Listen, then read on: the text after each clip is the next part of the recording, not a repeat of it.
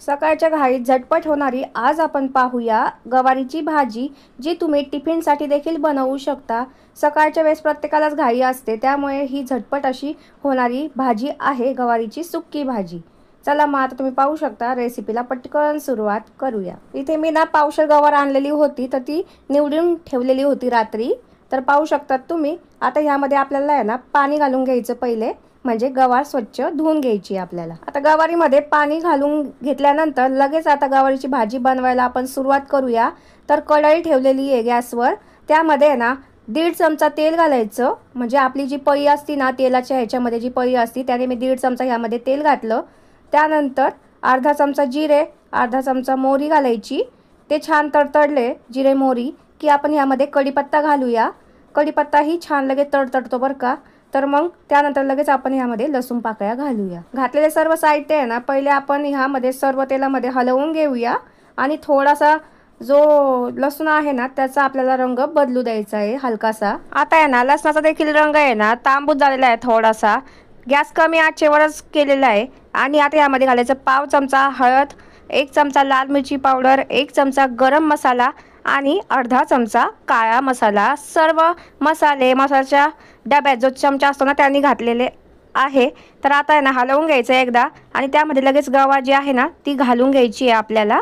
गवार घातल्यानंतर आता भरपूर अशी कोथिंबीर देखील यामध्ये घालून घेऊया आणि चवीनुसार मीठ देखील यामध्ये घालून घ्यायचं आहे। लगेच सर्व मसाले आणि गवार आहे ना छान प्रकारे एकदा हलवून घ्यायची आणि गॅस तर आपण बारीकच केलेला आहे, कुठेही वाढवायचा नाही आपल्याला गॅस। एकदा हलवून घ्यायचं आणि आपल्याला ही भाजी जी आहे ना ती वाफेवर शिजवून घ्यायची आहे।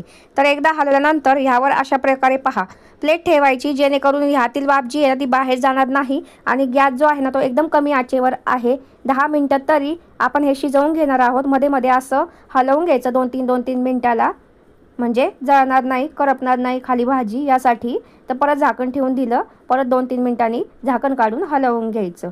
तर 10 मिनिटात तरी छान भाजी शिजते बरं का। साधारणतः 9 ते 10 मिनिटांनी तुम्हाला आहे ना मी भाजी दाखवते। पाहू शकतात तुम्ही इथे आपली गवार जी आहे ना ती गळली गेलेली आहे। आणि असं वाटलं की खूपच कोरडी झालेली गवार, तर असं एक पाण्याचा शिपका मारायचा, म्हणजे गवार देखील खाली लागणार नाही। परत एकदा हलवून घ्यायचं आपल्याला आणि शेवटी ना मस्त शिजली पहा गवार।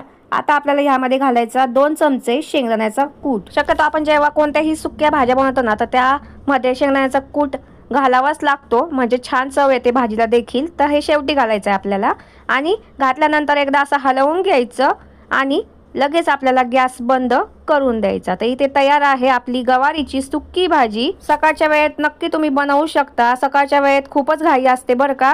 तर टिफिनसाठी अशी पहिले गवार निसून ठेवायची आणि सकाळी झटपट बनवायची। तर ताईंनो आणि दादांनो, कशी वाटली तुम्हाला माझी आजची रेसिपी नक्कीच मला कमेंट बॉक्समध्ये कळवा। रेसिपी आवडली असेल तर लगेच चॅनलला सबस्क्राईब करून घ्या। जे नवीन आलेले आहे ना त्यांनी नक्की चॅनलला सबस्क्राईब करून घ्या, म्हणजे माझे जेव्हा व्हिडिओ मी पोस्ट करेल तेव्हा तुमच्यापर्यंत लगेच पोहोचतील। भेटूयात आता पुढच्या व्हिडिओमध्ये, तोपर्यंत धन्यवाद।